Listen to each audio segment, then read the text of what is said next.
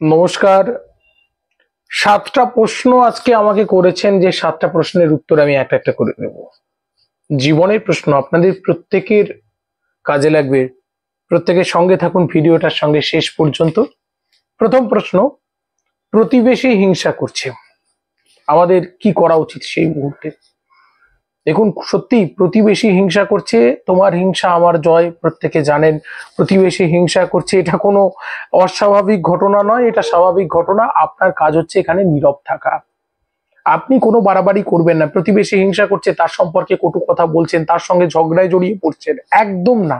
যে হিংসা করছে তাকে করতে দিন। বরঞ্চ প্রতিবেশী বা যে কেউ হিংসা করলে সেই সময় বেশি করে নিজে সাবধানে থাকবেন, যাতে আপনি নিজে কোনো বিপদে জড়িয়ে না পড়েন। হিংসা আজকের যুগের এক ধর্ম, কেউ কারো এগোতে পার দিতে চায় না। ওই বাঙালি কাঁকড়ার গল্প বলেছিলাম না, ট্রেনের মধ্যে এক কাঁকড়া বিক্রেতা এক ঝাঁকা কাঁকড়া নিয়ে যাচ্ছে, একটা উঠে বাইরের দিকে বেরিয়ে আসছে। এক ভদ্রলোক বলছেন, দাদা আপনার কাঁকড়া বেরিয়ে যাচ্ছে। বলছে, ওটা বাঙালি কাঁকড়া দাদা, একটা উঠতে গেলে আরো 10টা ওকে টেনে নামিয়ে দেবে। আপনার এতটুকু ভালো কেউ দেখতে পারবে না, আজকের যুগটাই এরকম। তাহলে এগুলোতে ভেঙে পড়ার কিন্তু কিচ্ছু নেই। একদম ভেঙে পড়বেন না, বরঞ্চ মনকে শক্ত করুন। সাবধান থাকতে হয়। প্রতিবেশী হিংসা করলে আমার চলনের কিছু ভুল থাকতে পারে, তার সেগুলোর জন্য হিংসা করতে পারে, আর যেন ক্ষতি করতে না পারে। আমার সাবধানতার ভুলের জন্য কিন্তু আমার ক্ষতি হয়ে যেতে পারে, আমি সেগুলোতে সাবধান থাকবো। প্রতিবেশী হিংসা করছে, আর যখন প্রতিবেশী হিংসা করবে নিজেকে অত প্রকাশ করার দরকার নেই। একটু কটা দিন একটু ঝিমিয়ে দেন। প্রতিবেশী, দেখবেন এইগুলোই আমরা অহংকার, আমার অহংকার দেখে সে কিন্তু অনেক সময় হকচকিয়ে যায়। তাই একটুখানি মার্জিত হওয়ার দরকার আমার মনে হয়। প্রথম প্রশ্নের উত্তর এটা। কারণ দ্বিতীয় প্রশ্ন, বন্ধু টাকা ধার নিয়ে আর দিচ্ছে না। এরকম ঘটনা আমার সঙ্গে বহু হয়েছে। ভাই, আমার খুব টাকার দরকার, একটু টাকা ধার দিবি? দিয়েছি। যখন ফেরত চাইলাম, যখন আমার নিজের দরকার হয়েছে, ভাই অনেক দিন তো হলো, যদি একটুখানি টাকাটা ফেরত দিস খুব ভালো হয়। আমি কি দেবো না বলেছি নাকি? আচ্ছা, একদিন বাড়িতে গিয়ে ডাকছি, এই আছিস নাকি? ভেতর থেকে বলছে, না, নেই। কিছুক্ষণ পরে দেখছি জানলা দিয়ে তার মুখটা। আমি নিজে বহুবার হয়েছে। তা আমি বলবো, বন্ধু, আত্মীয়, কাছের আত্মীয়দের কখনো টাকা দিয়ে সাহায্য করবেন না। আপনি পারলে হেল্প করুন। আপনার কাছে 5,000 টাকা চাইছে, আপনি 1,000 টাকা তাকে দিতে পারেন, এমনি পারেন, ভালোবেসে দিয়ে দিন। কিন্তু ওই যে বন্ধু আত্মীয়দের সঙ্গে টাকার লেনদেন করলে কিন্তু আগামীতে এইগুলি হয়। পরবর্তীকালে আপনি কিন্তু কষ্ট পাবেন। তাই আমি প্রত্যেকে বলবো যে, টাকা ধার নিয়ে দিচ্ছে না, আমি বলবো যে এটা খুব স্বাভাবিক। এটা নিয়ে আর বেশি মাতামাতি করার দরকার নেই। আপনি মানুষ চিনেছেন, জীবনে যে কোনো দুর্ঘটনা থেকে শিক্ষা নিয়ে আগামীতে চলতে হয়, যাতে আগামীতে আপনার সঙ্গে কেউ এমন না করে। এটাই হচ্ছে আপনার জীবনের আসল এবং প্রধান লক্ষ্য।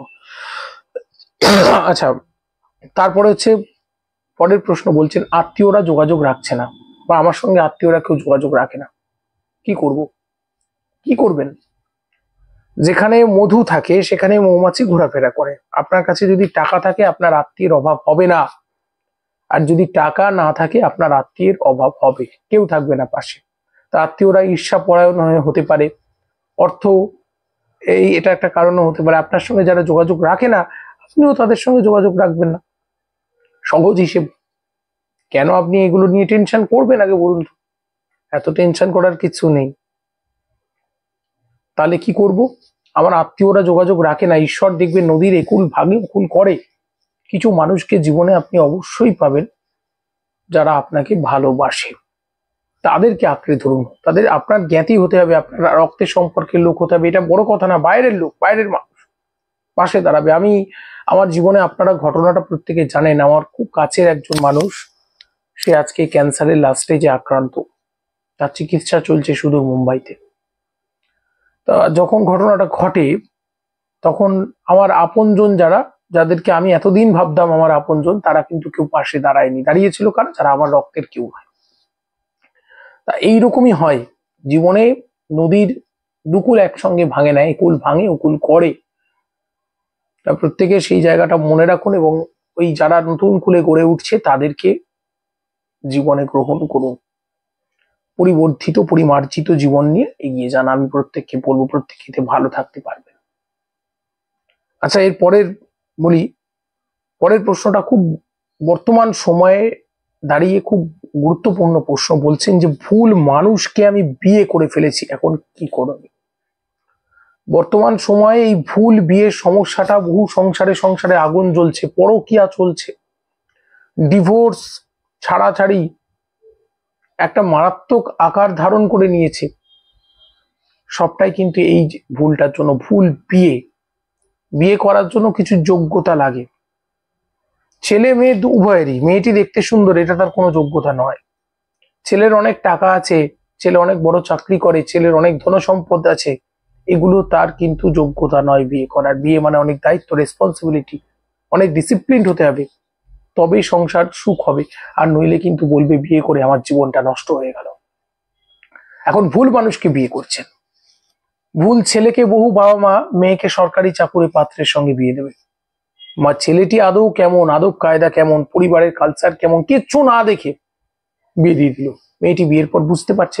আবার অনেক মেয়ে, অনেক ছেলে রূপের প্রেমে, রূপের আগুনে ঝলসে পুড়ে মরে, পরে বুঝতে পারে আমি ঠিক মানুষটিকে বিয়ে করিনি। আমি বলবো যে জীবনের উদ্দেশ্য কি জানেন?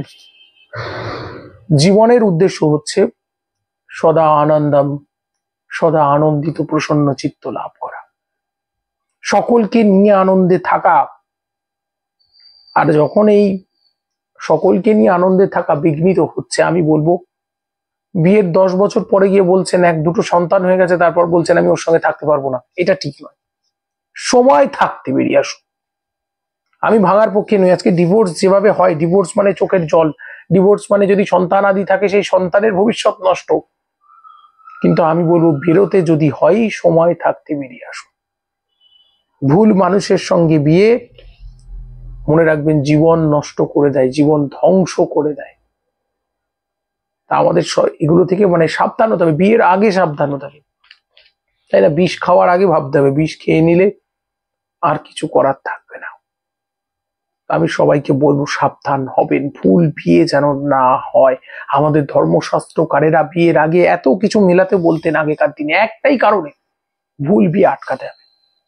আর বর্তমান সময়ে সবাই একটা ভদ্রতার মুখোশ পরে আছে, বাইরে থেকে চেনা যায় না কেমন, বারবার করে বলছে। ওই জন্য আজকের যুগে অ্যারেঞ্জ ম্যারেজ পুরো ফেল করছে, লাভ ম্যারেজও ফেল করছে। একটা মিক্স চাই, বাড়ির চেনা জানা গুলোও চাই, একে অপরদের পরিবারের সম্পর্কে এবং একে অপরের সম্পর্কে বোঝাটা চাই, ভালোবাসাটাও চাই।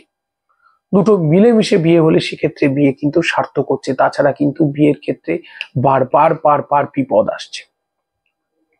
আমি প্রত্যেককে বলবো, যারা স্বস্তি বার্তা দেখেন তারা প্রত্যেকে স্বস্তি বার্তার পর্বগুলো শুনে আপনাদের জীবনে যদি সচেতন হতে পারেন, মনে হয় যে কাজে লাগবে, তাহলে স্বস্তি বার্তার এই প্রচেষ্টা সার্থক, খুব সার্থক। আচ্ছা, পরের প্রশ্ন বলছেন যে প্রেমিকা বা প্রেমিক হঠাৎ আচরণে পরিবর্তন দেখছেন, সাবধান হয়ে যান। স্ত্রীও, আমি শুধু প্রেমিক প্রেমিকা বলছি কেন, যে কোনো কাছের মানুষের হঠাৎ পরিবর্তন যদি দেখেন, তার মনের মধ্যে অন্য কিছু চলছে আপনাকে নিয়ে, আপনাকে কেন্দ্র করে, তাহলে সাবধান বন্ধু, সাবধান। আগামীতে এর থেকে নেগেটিভ ঘটনা ঘটতেও পারে, আপনাকে সাবধান হয়ে যেতে হবে, নচেত দুঃখ পেতে হবে।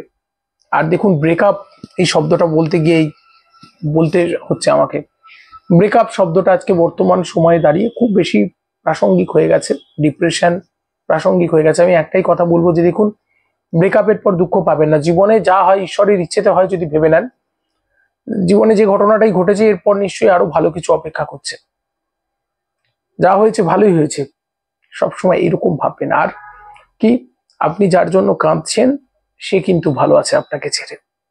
শুধু এগুলো ভাবলেই দেখবেন সময় একদিন সবকিছু ঠিক করে নেয়। সময়ের উপর ন্যস্ত করে প্রত্যেকে এগিয়ে যান। দেখুন, সময় শেষ কথা বলবে, আপনি আনন্দে থাকবেন, আপনি সুস্থ থাকবেন। পরের প্রশ্ন খুব গুরুত্বপূর্ণ প্রশ্ন করেছে যে শত্রু বাড়ছে, সত্যি শত্রু বাড়লে কি করা উচিত? আমি বলবো শত্রু যদি বাড়ে, পরের প্রশ্নটাই আছে সেটা, আমাদের মুখে লাগাম দিন। তর্ক করে ফেলছেন সব জায়গায়, উচিত কথা বলতে আমি বাবাকেও ছাড়ি না, ভুলভাল জায়গায় উচিত কথা বলছেন, সমস্যা নিজেই তৈরি করে ফেলছেন। এগুলো আমি প্রত্যেককে বলবো যে এগুলো করা যাবে না। আমার আচার আচরণের কোনো নিশ্চয়ই একটা গলতি হচ্ছে, যার জন্য সব জায়গায় আমি গন্ডগোল বাঁধিয়ে বসছি। এগুলো প্রত্যেকে বলবো যে প্রত্যেকে শত্রু যখন বাড়ছে, শত্রু যদি সংখ্যায় বেড়ে যায়, ছটপট না করে সেখান থেকে নীরব হয়ে যান, শক্তি সঞ্চয় করে পুনরায় আবার আমরা লড়াই করব। ঠিক আছে? পরের প্রশ্ন, এই রিলেটেডই প্রশ্ন, শেষ প্রশ্ন, 7টি প্রশ্ন বলেছিলেন আমাকে করবেন। বন্ধু বাড়াতে কি করণীয়? মিষ্টি ভাষা, মধুর ব্যবহার, সকলের সঙ্গে হেসে কথা বলা, সকলকে সাহায্য করার মনোভাব, আর সবচেয়ে বড় যেটা আজকের যুগে যেটা কেউ পারে না, সেটা হচ্ছে অন্যকে প্রশংসা করা। এগুলো বাড়ান, দেখবেন মানুষ আপনার মুখী আকর্ষণীয় একটা ব্যক্তিত্বের অধিকারী আপনি হচ্ছেন, সবাই আপনাকে ভালোবাসছে। আজকে যে প্রশ্নগুলো নিয়ে আলোচনা হলো, আমার মনে হয় আপনাদের জীবনে কাজে লাগবে। যদি কাজে লাগে, প্রত্যেকে ভিডিওটা সকলের কাছে পৌঁছে দেওয়ার ব্যবস্থা করবেন। সকলে ভালো থাকবেন। স্বস্তি বার্তার পক্ষ থেকে সকলকে অনেক অনেক অভিনন্দন, শুভেচ্ছা। খুব ভালো থাকুন, নমস্কার।